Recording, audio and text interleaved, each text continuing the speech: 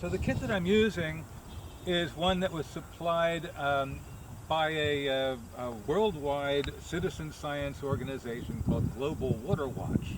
Global Water Watch is using a kit throughout its area of activity that was developed in Alabama by a citizen science group to measure Alabama water concentrations. It's used sometimes in schools as well as by individual people interested in testing water.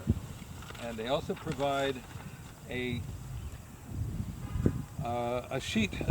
data sheet that we use to show what the results are of our work.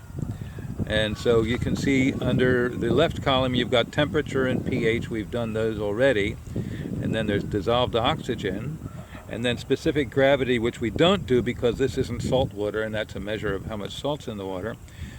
Oxygen saturation is derived from the dissolved oxygen, which we'll discuss later. And then we have alkalinity, and remember I mentioned alkalinity is how much acid it takes to change the pH of the water.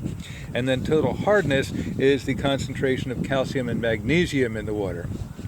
Calcium and magnesium are important for fish because the fish have a higher concentration of ionic strength inside of their bodies than the water that they're swimming around in.